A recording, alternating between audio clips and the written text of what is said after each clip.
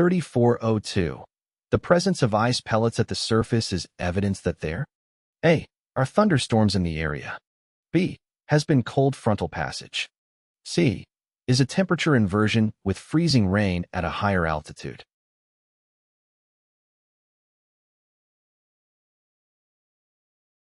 The correct answer is C.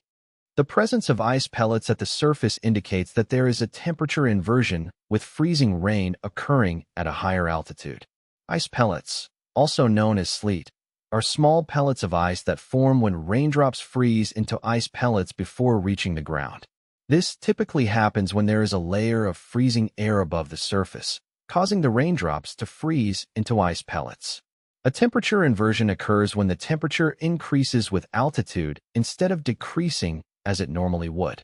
In this case, there is a layer of warmer air above a layer of colder air.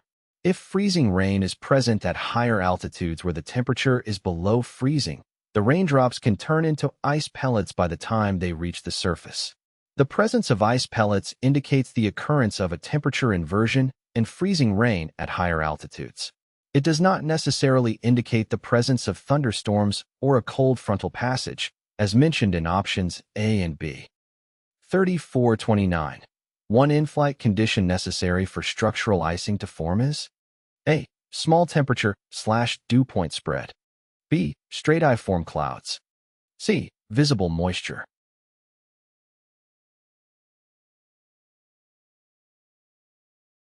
The correct answer is C. Structural icing occurs when supercooled liquid droplets freeze upon impact with an aircraft surface. This typically happens when the aircraft encounters visible moisture in the form of clouds, fog, or precipitation. The presence of visible moisture is a crucial factor for the formation of structural icing. When the air contains visible moisture, such as water droplets or ice crystals, and the temperature of the aircraft surface is at or below freezing, the moisture can freeze upon contact with the aircraft. This can lead to the accumulation of ice on critical surfaces, such as wings, tail, or propellers, which can adversely affect the aerodynamic performance of the aircraft. The other options, A. small temperature/dew point spread, and B. stratiform clouds, are not directly related to the formation of structural icing. While a small temperature/dew point spread may indicate a higher likelihood of visible moisture and icing conditions, it is not a direct cause of structural icing. Stratiform clouds, which are characterized by a uniform and widespread layer, do not necessarily indicate the presence of visible moisture or conducive conditions for icing. In summary, visible moisture is a necessary condition for the formation of structural icing. 3430. In which environment is aircraft structural ice most likely to have the highest accumulation rate? A. Cumulus clouds with below freezing temperatures. B. Freezing drizzle. C. Freezing rain.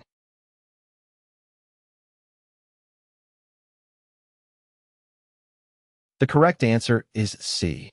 Freezing rain occurs when supercooled raindrops encounter sub-freezing temperatures near the surface and freeze upon contact with aircraft surfaces.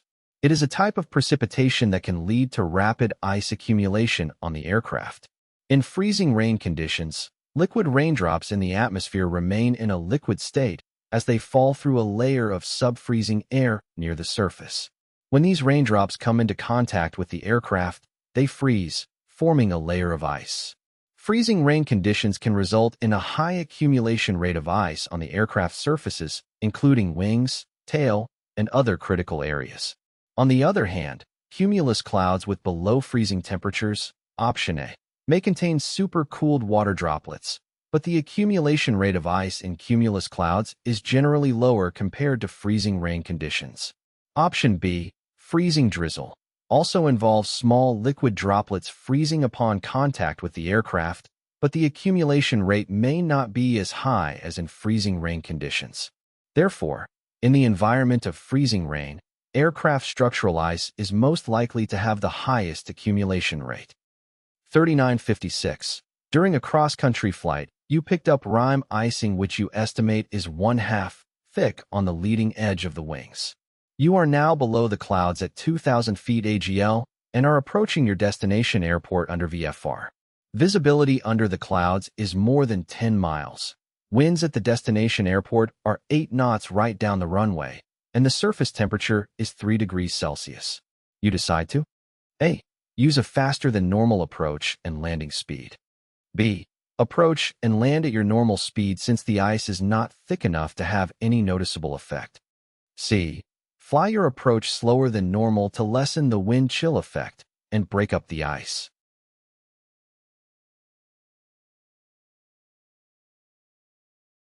The correct answer is A. When encountering rime icing, it is important to take appropriate measures to ensure the safety of the flight. Rime ice forms when supercooled water droplets freeze upon contact with the aircraft surfaces. It is generally a rough and opaque type of ice.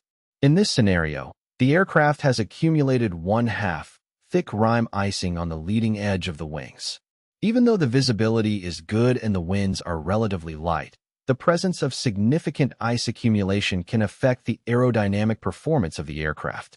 To compensate for the reduced lift and increased drag caused by the icing, it is advisable to use a faster than normal approach and landing speed. This helps to maintain adequate airspeed and prevent stalling during critical phases of flight, such as the final approach and landing. Option B, approaching and landing at normal speed, may not be safe as the ice can have a noticeable effect on the aircraft's performance. Option C, flying the approach slower than normal, is not recommended as it could further compromise the aircraft's control and increase the risk of stalling. Therefore, the most appropriate action in this situation is to use a faster than normal approach and landing speed to compensate for the effects of the accumulated rime icing. 3443. What situation is most conducive to the formation of radiation fog? A. Warm, moist air over low, flatland areas on clear, calm nights. B. Moist, tropical air moving over cold, offshore water. C. The movement of cold air over much warmer water.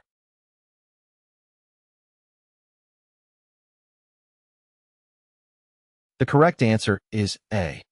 Radiation fog forms during the nighttime or early morning hours as a result of radiational cooling. When the Earth's surface cools rapidly, the adjacent air in contact with the surface also cools, leading to the saturation of the air near the surface and the formation of fog. In this case, the warm, moist air over low, flatland areas provides the necessary moisture content. The clear and calm conditions allow for efficient radiational cooling, resulting in the cooling and saturation of the air near the surface, leading to the formation of radiation fog.